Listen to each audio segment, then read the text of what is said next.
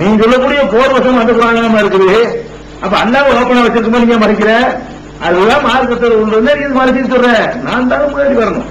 அப்ப அந்த மாதிரி தான் எந்த துன்பத்தையும் தாங்கிக் கொள்ளக்கூடாது, தனக்கு எந்த பாதிப்பும் வரக்கூடாது. ரசூல் ஸல்லல்லாஹு அலைஹி வஸல்லம் அப்படியே இந்த போர் எல்லாம் இவங்க சார் கரெக்ட் வச்சுக்கிட்டா கூட ரசூல் ஸல்லல்லாஹு அலைஹி வஸல்லம் எந்த போர்லயாவது பின்னாடி ஏறி விட்டு இருந்தாங்களா? முதல்ல ஜனாதிபதியா இருப்பாங்க, தளபதியாக இருப்பாங்க, யுத்தத்தில் அடி வாங்குவாங்க, ஆயுதம் தாங்கி முன்னாடி நின்று போரிட்டு மக்களை காப்பாற்றக்கூடியவங்களா இருப்பாங்க. இப்படி இல்ல ஒரு தலைவன் இருக்கனே. அப்ப நம்மள முன்னாடி நிக்கணும். எந்த ஒரு எதுக்கு நம்ம பொறுப்பேற்றுக் கொண்டோமோ அது எனக்கு எந்த இடத்துல வராம தான் நான் செய்வேன்னா அப்படித்தானே மக்கள் இருப்பான். அப்ப மக்களை பணி கொடுத்து தன்னை காத்துக் கொள்ளக்கூடிய ஒரு சித்தாந்தம் சரியாயிரு மார்க்கத்துல. அதான் நம்ம எதிர்க்கணும். அதுக்கு பையத்தை எதிர்க்கணும். பையத்தை நம்ம கேசல போட்டுருக்கணும். பையத்துங்கிறது ஆட்சி தலைவர் தான் பையத்து பண்ணணுமே தவிர இந்த மாதிரி அஜித்குமார் தலைவர்கள் நம்ம பையத்து பண்றது மார்க்கத்துல இல்ல. அபூபக்கர் யாரும் பையத்து பண்ணல, ஜனாதிபதியை ஏற்றுக்கணும் பையத்து பண்ணாங்க தவிர நாங்க தொழுவோம் நோம்பு வைக்கும் அப்படி இந்த மாதிரிலாம் பையத்து பண்ணல. ரசூல்லாட்ட பையத்து பண்ணும்போது ரசூல்லா திருத்துவாங்க, நாங்க எல்லாத்தையும் கேட்டு நடப்போம், எல்லாத்தையும் கேட்டு பண்ணுவாங்க, இயன்ற வரை கேட்டு நடப்போம்னு சொல்லு. மற்ற தரப்புன்னு சேர்த்து சொல்லுவாங்க, ரசூல் கரெக்ஷன் பண்ணுவாங்க. நாங்க என்ன சொன்னாலும் கேட்டு நடப்போம். ரசூல்லாட்ட சொல்லுவாங்க சகாபாக்கள். அப்ப ரசூல்லா சொல்லுவாங்க, அப்படி சொன்னாங்கம்மா மஸ்தாசு இயன்றவரை நான் கடைப்பிடிக்கிறேன்னு சொல்லு, எல்லாத்தையும் கடைப்பிடிக்கிறேன்னு சொல்லாதுன்னு ரசூல்லா கரெக்ஷன் பண்றாங்க. அதுல அவங்க கரெக்டான பாதையில போறாங்களே, வேற ஒண்ணு வேணாம். இந்த மாதிரி ஒரு 10-20 பேர் கொண்ட ஒரு குழு முன்னாடி அதுக்கு அக்ரிமெண்ட் கைது போட்டா 20 பேர் சொல்லல, 20 பேர் சாட்சியா இருக்கணும், 20 பேர் யாருன்னு குறிப்பிடணும். அப்படி அந்த வாதம் நடக்குமே. ஆனால் அவன் என்ன பேசணும் 20 பேரும் கூப்பிட்டுருவோம், 20 பேர் என்ன சொல்றாங்கன்னு தெரிஞ்சு போயிடும். அப்படி சொல்லிட்டோம். நாளைக்கு பிறந்த கூடாது ரெடி 20 பேர் வருத்தேன். இந்த மாதிரி நீங்க உதவி காலேஜ் பசங்களுக்கு மத்தியில் வச்சு பேசணும்னு இருக்காங்க. நாங்க எல்லாம் வருவோம், அவ்வளவு பேர் அதுல இருக்கிறோங்கிறத அதை குறிப்பிடணும். இந்த நாங்க தான் பேசணும், ஆளுங்க உங்களுக்கு தெரியாது சொல்லக்கூடாது. அப்ப நீங்க 50 பேர் வச்சு கேட்க உங்களுக்கு போடுங்கள. இதே இந்த தீமை வச்சுக்கிறோங்களேன், எங்களுக்கு முன்னாடி பேச வீடியோவா இருக்கல, ஆனா எங்க முன்னாடி பேசணுன்ற அக்ரிமெண்ட் குறிப்பிடணும். இத்தனை ஆண்பானவர் இந்த ஊர் சேர்ந்தவர் இவங்க எல்லாம் சாட்சியாக வைத்து பேசி எழுதி கொண்ட ஒப்பந்தம் விவாதம் அப்படின்னு வச்சு பேசுவோம்.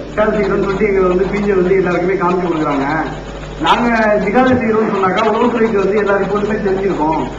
அப்போ ஆமித்பாரி ஒரு சாதாரண ஒரு கூட்டம் கூட்டினதுக்கே அரெஸ்ட் பண்ணிட்டாங்கும் போது நாங்க ஜிகாதுக்காக எல்லாரையும் ஊக்குவிக்கிறோம், தமிழ்நாடு ஃபுல்லா அந்த இயக்கத்தை பரவி வச்சிருக்கிறோம்னாக்கா எங்களையே போலீஸ் துறை எங்களை அரெஸ்ட் பண்ணல அப்படிங்கிறது அவங்க அடுத்த கேள்வியா கேட்கிறாங்க.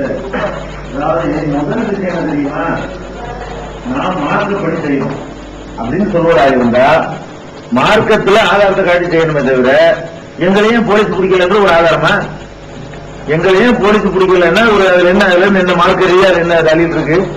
போலீஸ் உங்களை வச்சுக்கிட்டு தமிழகத்தை குழப்பறது நீங்க விலகு இருக்குன்னு பிளஸ் பாயிண்ட் இல்லது மைனஸ் பாயிண்ட். உங்களை போலீஸ் பிடிக்கலன்னு சொன்னா என்ன அண்டர்ஸ்டாண்டிங் உள்ள நடக்குன்னு அர்த்தமே தவிர அது இந்த போலீஸ் உங்களை கை வைக்காம இருக்கிறது ஒரு பிளஸ் பாயிண்ட் கிடையாது. அதை பற்றி வழங்கிக்கிறேன். எங்களை போலீஸ் பிடிக்கல ஆமில்புரியை பிடிச்சிட்டா என்பதெல்லாம் நாம் எடுத்துக்கொண்ட இந்த தலைப்பிற்கு மார்க்க ரீதியாக ஒரு வைத்து தராது. அவங்க செய்த சரி நினைத்தார்களே, ஆனால் நாங்கள் செய்த இந்த ஆயத்தின் அடிப்படையில் சரி, இந்த ஹதீஸ் அடிப்படையில் சரி அப்படின்னு சொல்லி அந்த விஷயம் தெரிந்தவர்களோடு அவங்க பேச தயாரா இருக்கணும், நிரூபிக்கணும், வெளிப்படையான உங்களுடைய வாதத்தை வைக்கணும். உறுதிமொழி வாங்கிட்டு நான் என்ன சொன்னாலும் கேட்கறீங்கன்னு நம்ம செய்யாம இருக்கணும். இதை விட்டுட்டு எங்களை ஆமில்புரி கூட்டமிட்டார் மாட்டிக்கிறார், நாங்க மாட்டிக்கிறல என்பதற்கு இல்ல, மார்க்க ரீதியாக இப்படி பேசுவதற்கு அனுமதி இல்லை. நீங்க செய்யற மார்க்கப்படி நாங்க தப்புன்னு சொல்றோம், நாங்க போலீஸ்ல மாட்டாம இருக்கிறது அவங்க பதில் சொல்றாங்க. இது எப்படி இந்த கேள்விக்குரிய பதிலாகும்? நீங்க அதை வழங்கிக்கணும். மார்க்கப்படி இந்த நாட்டில் நீங்க செய்யலாங்கிற ஆதாரம் காட்டுங்க.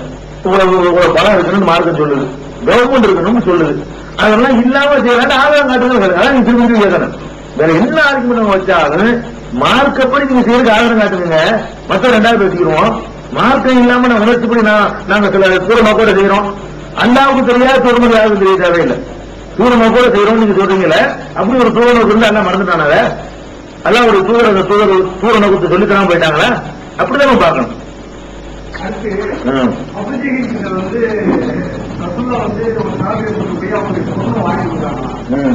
அது என்ன அதிகம் சரியா அவங்களுக்கும் தெரியல, ஒரு அதிகம் மாதிரி சொன்னாரு. அப்படி இருக்கும்போது ஒரு விஷயத்தை நம்ம கேட்கும் போது தனி மனிதன் தான் போய் எதாவது கேட்டுக்கினேன்.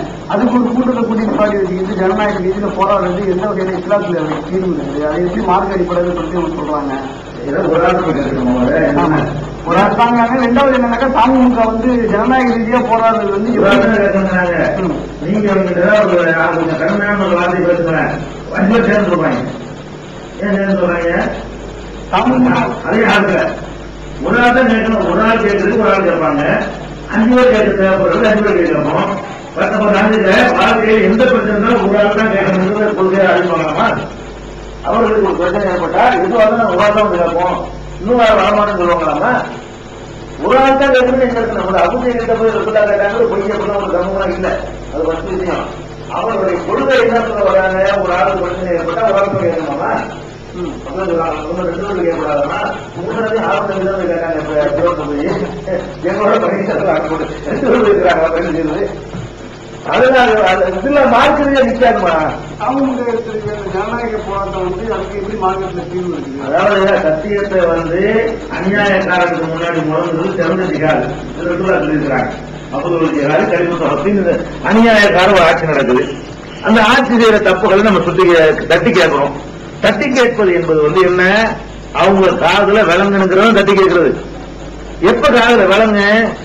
ஒவ்வொரு காலகட்டத்திலையும் ஒவ்வொரு நாட்டிலையும் ஒவ்வொரு மெத்தட்ல சொன்னாதான் அந்த அரசாங்கத்தினுடைய செவியை எட்டும். நான் ஒரு ஆள் போய் அரசாங்கத்துக்கு சொல்ல போறேன், ரோட்ல உட்காந்து கத்துறேன்னு வைங்க, என்னை மென்டல் கொண்டு கீழ்பாடு சேர்த்துடுவாங்க. நான் ரோட்ல உட்காந்துக்கிட்டு எனக்கு வேலை வாய்ப்பு கூட கத்துறேன். நான் ஒரு ஆள் என்ன என்ன பண்ணுவாங்க, பிடிச்சிட்டு போய் இவன் ஒரு மென்டல்ன்றுவாங்க. அப்ப அதை எப்ப நம்ம கவர்மெண்ட்டுக்காக எட்டும்னு கேட்டா ஒரு 50 பேர் உட்காந்து கத்துனான்னு வைங்க, 50 பேர் என்ன எடுக்கிறாங்க பாரு அப்படின்னு பேப்பர்ல பிளாஸ் ஆகும். பேப்பர்ல பிளாஸ் ஆனா தான் அரசாங்கத்துக்கு போகும். ஒரு நிகழ்ச்சி அரசாங்கத்துக்கு போறதா இருந்தா ஒவ்வொரு மனிதனும் போய் முதலமைச்சர் பார்க்க இயலுமா? ஒவ்வொரு மனிதனும் பிரதமர் 100 கோடி மக்கள் வாழக்கூடிய ஒரு நாட்டில் ஒவ்வொரு மனிதனுடைய குரலும் பிரதமருக்கு சேருமா? சேராது. அப்ப அந்த குரல்களை ஒருமுகப்படுத்தி ஒரு 10,000 பேர் திரண்டு பேசலாம்னு சொன்னா அந்த செகண்ட்ல பிரதமருக்கு போகும். 500 பேர் பேசினான்னு சொன்னா ஒரு 48 மணி நேரம் கழிச்சு அவருக்கு போய் சேரும். அப்ப எவ்வளவுக்கு மக்கள் திரண்டு நின்று ஒரு கோரிக்கை எழுப்புறார்களோ அப்ப நம்ம யாருக்கு அதுல விளங்கணும்னு நினைக்கிறோமோ அது விளங்கும். அதுக்குரிய மெத்தேட் தான் அந்த கத்துறதை தவிர நான் ஒரு ஆள் நின்று கத்துனேன்னு சொன்னா போகாது. மனு போட்டோம் வைங்க, மனுவை எவனாச்சும் படிப்பா நீங்க நம்புறீங்களா? ஒவ்வொருத்தரும் கோரிக்கைக்காக வேண்டி முதலமைச்சருக்கோ பிரதமருக்கோ மனு அனுப்புனா அந்த மனுக்கள் அப்படி எத்தனை மனு வந்துச்சுன்னா நம்பராஜும் தெரியுமா முதலமைச்சருக்கு? அங்கே வாங்கி அதிகாரி கிழிச்சு போட்டு விஷயம் முடிச்சு அவ்வளவு விஷயம் நடக்க போகுது. அப்போ நம்ம ஒரு கோரிக்கையை வைக்கிறோம்னா யார்கிட்ட வைக்கிறோமோ அவருக்கு போய் சேரணும். அவர்கிட்ட போய் சேரணும்னு என்ன செய்யணும்? எந்த முறையில் அதை வைத்தால் போய் சேருமோ அந்த முறையில் வைக்கணும். நம்ம நாட்டை பொறுத்த வரைக்கும் ஜப்பான்ல இப்ப சேரும் வேலை நிறுத்தம் செஞ்சா அங்க போய் சேராது. அங்க என்ன செய்வாங்க? வேலையை ரொம்ப செய்வாங்க. ஜப்பான்ல என்ன செய்வாங்க கேட்டா ஸ்ட்ரைக் பண்றதா இருந்தா 8 மணி நேரம் 10 மணி நேரம் ஆட்கள் பக்கத்து வேலை செய்வாங்க. இந்த கோரிக்கை நிறைவேற்றாதனால இன்னும் 2 மணி நேரம் நாங்க என்ன செய்யறோம்? வேலை செய்யறோம். அப்ப என்னடா ஏன்டா 2 மணி நேரம் கூட உட்காடுறாங்க பேப்பர்ல கிளாஸ் ஆகும். அது பிரதமர் ஜனாதிபதி வரைக்கும் அந்த மெசேஜ் போய் சேரும். நம்ம நாட்டில் என்ன பண்ணணும்? ஆபீஸ் விட்டு வெளியே வந்து போய் சேரும்.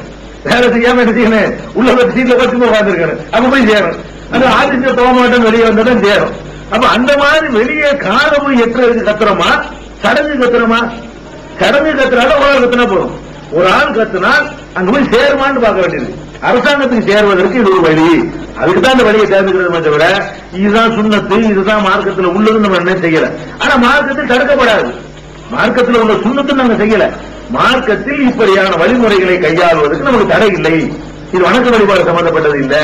அதனால நம்ம எந்த தந்திரத்தை கையாண்டும் நம்முடைய கோரிக்கையை அவங்களுடைய கவனத்துக்கு கொண்டு போகலாம். அதுதான் விஷயம். என்ன செய்யறோம்? போராடுறோம். ஆனா குஜராத்தில் நடக்கக்கூடிய அந்த நிகழ்வுகள் இதெல்லாம் ஆட்சியில் அதிகாரத்தில் இருக்கிறவங்களே முதலமைச்சர் நம்மளுடைய முதலமைச்சர் இவங்க தான் அதை செய்யறாங்க. நீதிமன்றத்தில் இருக்கக்கூடியவங்க முஸ்லீம் பேரா இருந்தா ஜாமீன் கூட கொடுக்க மாட்டேங்கிறான். இப்ப இப்படிப்பட்ட ஒரு சூழ்நிலையில நீங்க ரோட்ல போய்கிட்டு கத்துறதுனால இதுல என்ன உங்களுக்கு லாபம் கிடைக்குது அப்படின்ட்டு ஒரு கேள்வி இருக்கிறோம். அதாவது ஃபர்ஸ்ட் லாபம் கிடைப்பது என்பதை ரெண்டாவது என்ன செய்யணும்னு சொல்றாங்களோ அதை என்ன செய்யணும்னு சொல்லணும். அவங்க ரெண்டாவது அதுக்கு மாற்றி ஆவணம் காட்டணும். இப்ப குஜராத்தில் நடக்கிறதுக்கு என்ன செய்யணும் சொல்றாங்க. கட்டக்கூடாது, கட்டக்கூடாது. என்ன செய்யணும்? போகணும். எத்தனை பேர் போனீங்க? 13 வருஷம் உண்டாக்கி இருக்கிறீங்களா? எத்தனை பேர் தமிழ்நாடு செத்த எத்தனை பேர் குஜராத்தில் இங்க இருந்து மக்களை காப்பாற்றுறதுக்கு படம் ரெண்டு போய் இதுல கொஞ்சம் வாங்கி போச்சா இல்லையா? நாங்க நாங்க இல்லைன்றோம். அப்படி ஒரு வழிமுறை இல்லை, நாங்க செய்யலன்றோம். நீங்க தான் 13 வருஷமா படம் கட்டுறீங்களே, 13 வருஷமா கட்டின படையை கொண்டு போய் அந்த குஜராத் மக்கள் நீங்க போய் அடிச்சுட்டு இருக்காங்க. இப்ப நேற்று முன்னாள் மறுபடியும் நடக்குது. அந்த மக்களுக்காக வேண்டி நாங்க செய்யற தப்புன்னு சொன்னா சரியான ஒன்றை நீங்க செஞ்சு காட்டணும்ல. செய்யறதுக்கு உண்டாக்குனது இல்ல, வசூலுக்கு மட்டும்தான் உண்டாக்குனது தவிர செய்வதற்கு உண்டாக்குமே கிடையாது. விளைக்கணும், அடிப்படையான ஒரு விஷயத்தை விளைக்கணும். வசூல் பண்ணுவதற்கு புத்தகம் வைக்கிறதுக்கு மட்டும்தான் உண்டாக்கி இருக்கிறத செய்யறதா இருந்தா நம்ம விமர்சனம் பண்ணிட்டு நிற்க கூடாது. அவங்க செஞ்சும் காட்டணும். இந்த பாரு தப்பு, இந்த பாரு